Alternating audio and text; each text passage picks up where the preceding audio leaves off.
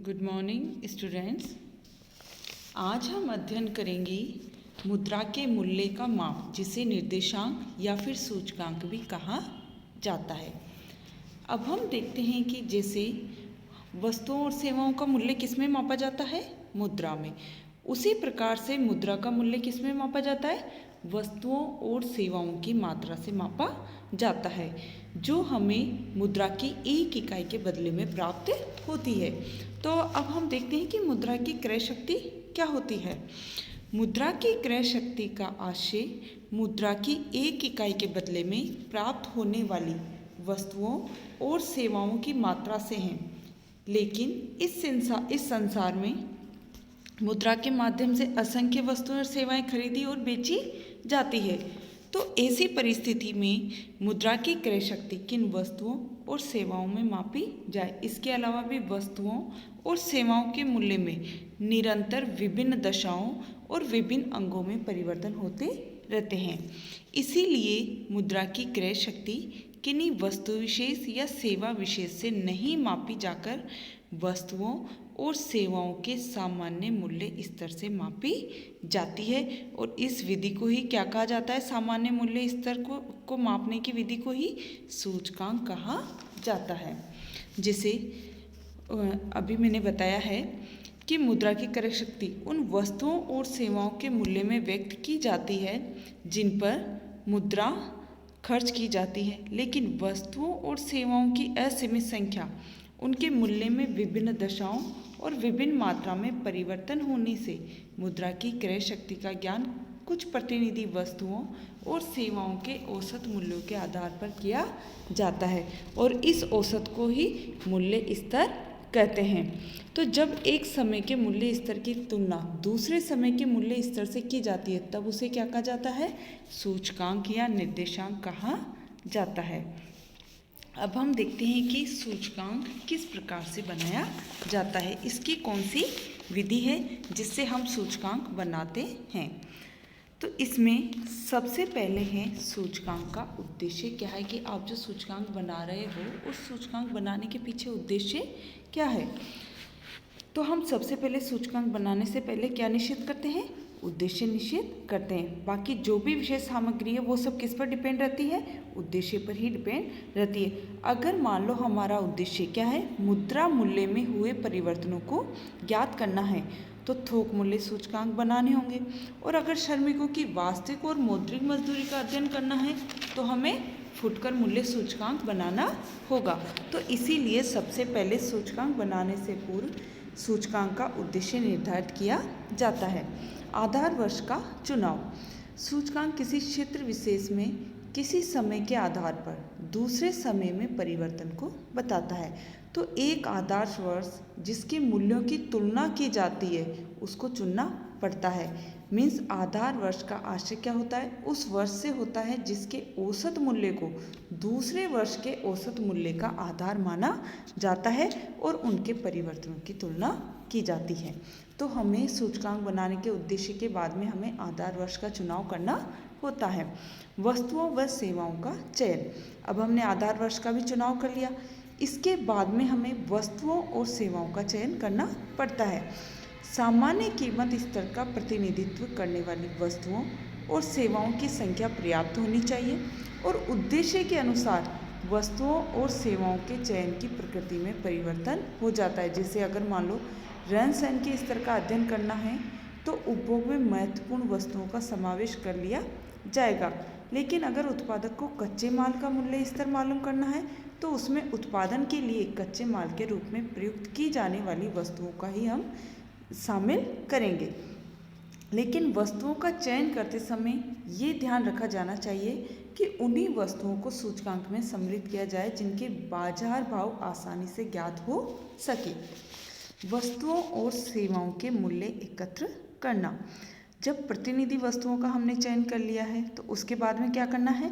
प्रत्येक वस्तु के आधार वर्ष और संबंधित वर्ष के मूल्यों को एकत्रित करना पड़ता है। मूल्यों का प्रतिशत निकालना।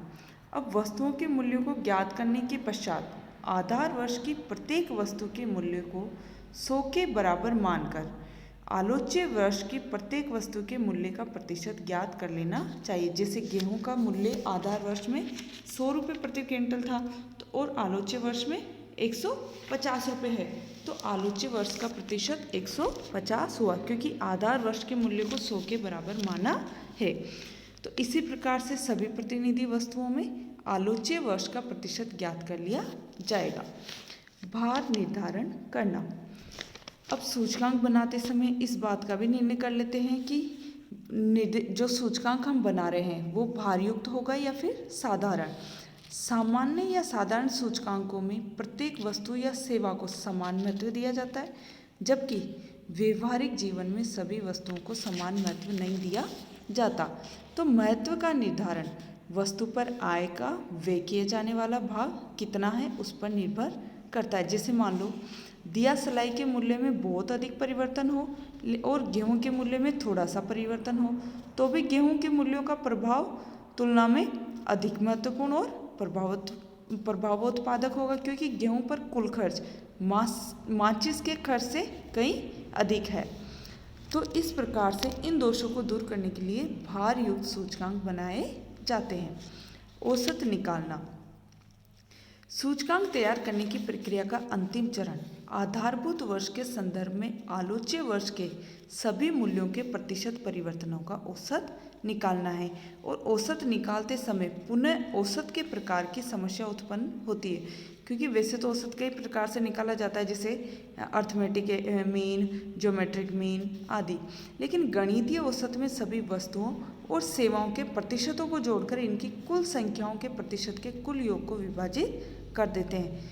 तो सूचकांक बनाने के लिए कि ये महत्वपूर्ण विधि है। अब हम देखते हैं कि सूचकांक तैयार करने में हमें किन कठिनाइयों का सामना करना पड़ता है। अब उनमें फर्स्ट है आधार वर्ष के चुनाव संबंधी कठिनाई।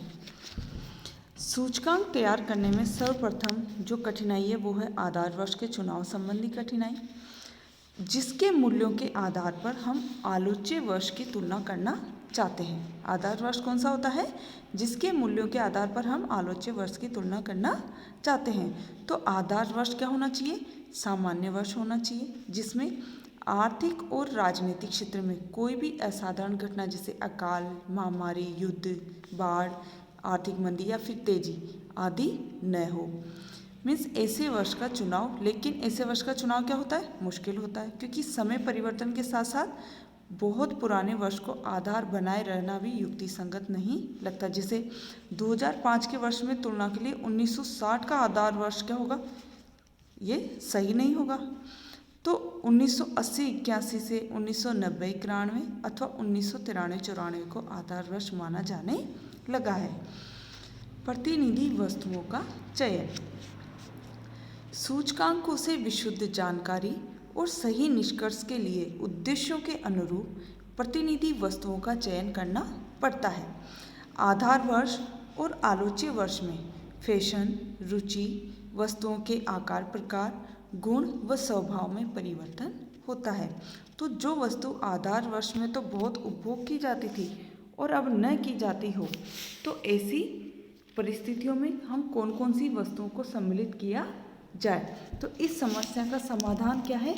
कुछ सीमा तक वस्तुओं की संख्या की पर्याप्तता, उनके महत्व के अनुसार भार प्रदान करने तथा ऐसी वस्तुओं को ही सम्मिलित करना चाहिए जो प्रतिनिधित्व करने वाली होने के साथ साथ आधार वर्ष और आलोच्य वर्ष में भी समान रूप से उपयोगी हो।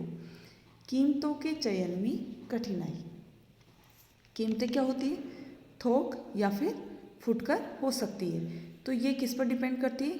सूचकांक के उद्देश्य पर निर्भर करेगी कि चयन थोक मूल्यों का किया जाए या फिर फुटकर मूल्यों का।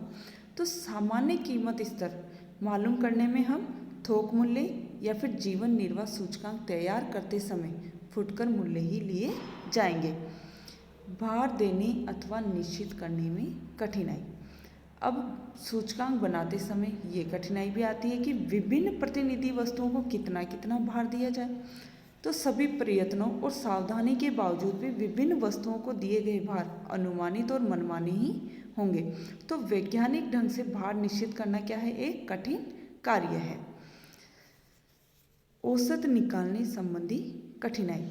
औसत निकालने की विभिन्न पद्धतियां हैं और उनसे निकाले गए परिणामों में भी विभिन्नता पाई जाती है।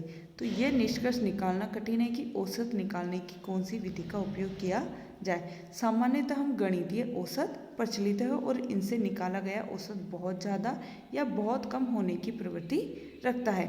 अगर वस्तुओं के मूल्यों में आधार तथा आलोच्य वर्ष में उतार चढ़ाव अधिक हो तो ज्योमेट्रिक औसत अधिक उपयुक्त माना जाता है। Thank you.